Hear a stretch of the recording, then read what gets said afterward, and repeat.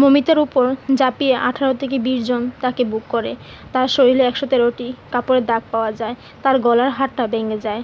তার শরীর থেকে 150 গ্রাম বীর্য পাওয়া যায়। তার একটি সুন্দর সাজানো স্বপ্ন ছিল। হঠাৎ করে একদিন দুপুরবেলা বান্ধবীরা ভাত খাওয়ার পর বলল, চল একটু বিশ্রাম নেওয়া যাক। খাওয়া দাওয়া শেষে সেই বিশ্রাম নেওয়াটাই যে তার কাল জীবনের শেষ বিশ্রাম নেওয়া হবে, সেটা মমিতা কখনোই বুঝতে পারেনি। তার মেয়ে বান্ধবী দুজনে কলিগ যে তার এই অবস্থা করবে, সেটা মমিতা বুঝতে পারেনি।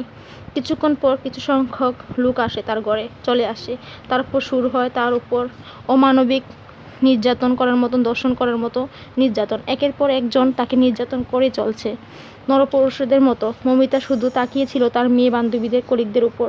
মমিতা শুধু এটাই বোঝাতে চেয়েছিল যে তুমিও একটা মেয়ে, আমিও একটা মেয়ে। মেয়ে হয়ে কীভাবে একটা মেয়েকে এভাবে সর্বনাশ করতে পারো। তার মেয়ে বান্ধবীরা শুধু শুধু চেয়ে চেয়ে দেখেছিল। তারাই তাদের এই অবস্থার জন্য দায়ী।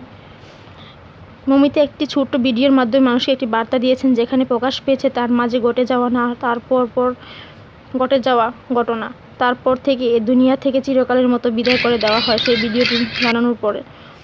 সেই ভিডিওটা যদি আপনি দেখেন, তাহলে আপনার চোখ দিয়ে পানি ঝরবে। প্রতিবাদ জানাতে ভারতবর্ষের অনেক মানুষ তার সাথে প্রতিবাদ জানাচ্ছে। অনেক নামি দামি তারকারা নেমেছে।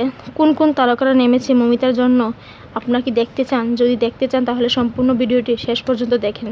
কোন কোন তারকারা নেমেছে এক নজরে দেখে যান। যে সমস্ত তারকারা ও তারা মমিতার হয়ে জাস্টিস দিতে চায়, তাদেরকে দেখেন তারা কি বলতেছে, তারকারা কি বলতে চাইতেছে। অনেক তারকারা, অসংখ্য তারকারা নেমেছে। তারকারা কি বলতেছে শুনুন আপনারা। সম্পূর্ণ ভিডিওটি না টেনে দেখতে থাকুন। ভিডিওটি ভালো লাগলে অবশ্যই একটা লাইক, কমেন্ট, সাবস্ক্রাইব করে দেবেন।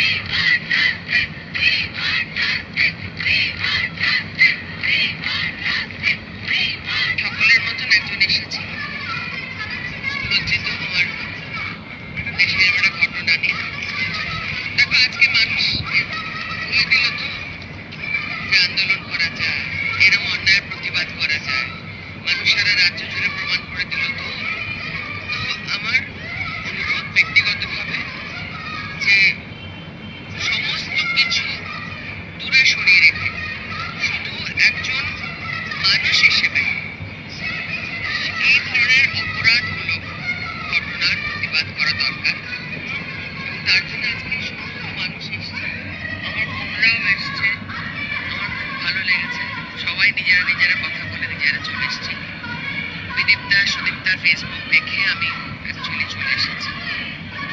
আমরা সবাই সবার পাশে থাকবো।